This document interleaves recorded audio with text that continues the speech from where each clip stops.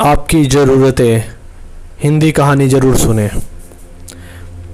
एक व्यक्ति था, उसके गुरु एक सन्यासी थे। वह व्यक्ति दुनियादारी से उब सा गया था।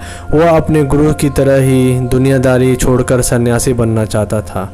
उसने अपने परिवार को यह बात बताई तो सभी ने मना कर दिया, यह कहते हुए कि हम सब आपसे बहुत प्यार करते हैं। फिर उसने अपने गुरु को यह बात बताई, परंतु साथ ही कहा कि उनके घर परिवार, बच्चे और पत्नी उसे संन्यास लेने नहीं दे रहे हैं क्योंकि वह मुझसे बेहद प्यार करते हैं। गुरु ने कहा, यह किसी सूरत में प्यार नहीं करते हैं।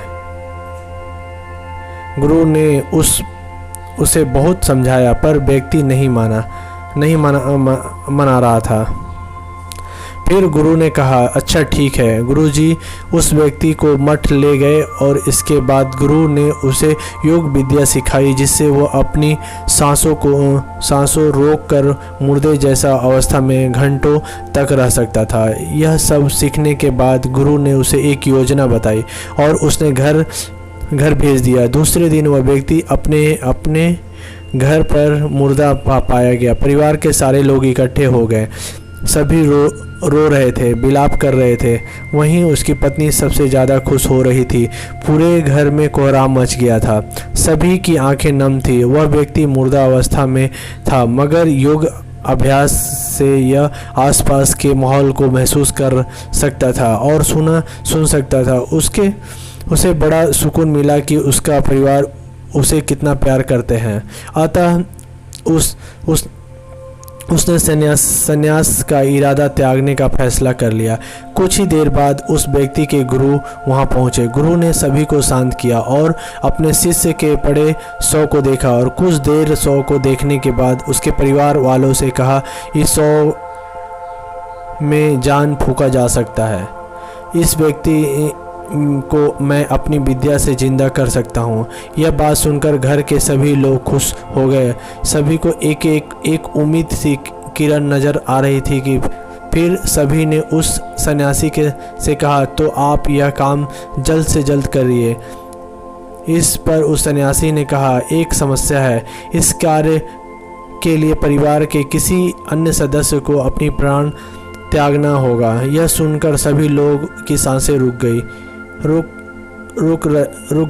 सभी ने एक दूसरे को देखा और सन्यासी ने परिवार के सभी सदस्य को से एक करके पूछा, पर किसी ने भी हाँ नहीं कहा। सभी ने अपनी जान की जरूरत बताई और अपनी जिम्मेदारी भी।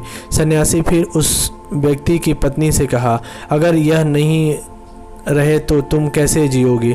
उसकी पत्नी ने तुरंत जवाब दिया, मैं इनके बगैर भी जी लूँगी। गुरु ने उस व्यक्ति के बच्चों से भी यही सवाल किया। उनके बच्चे जवाब ना ही था। फिर यही सवाल उस व्यक्ति के माता पिता से किया गया। उनका भी जवाब एक ही था। इसके बाद गुरु ने उस व्यक्ति के शव को पास गया और बोला, हे व्यक्ति, तुम उठकर खड़े हो जाओ। वह व्यक्ति उठकर खड़ा हो गया और फिर उसके गुरु वहाँ जाने लगे। उसने अपने गुरु को रोका और गुरु से कहा, मैं भी आपके साथ चलता हूँ। अब उस व्यक्ति को समझ में आ गया था कि उसकी ज़रूरत उसके घर में कितना है। अब वह एक पल भी अपने घर में नहीं रहना चाहता था। इस हिंदी कहानी में हमें यह सीख मिलती है कि आप होने ना होने से किसी पर ज़्यादा कुछ असर नहीं पड़ता है। अच्छी कहानी सुनने के लिए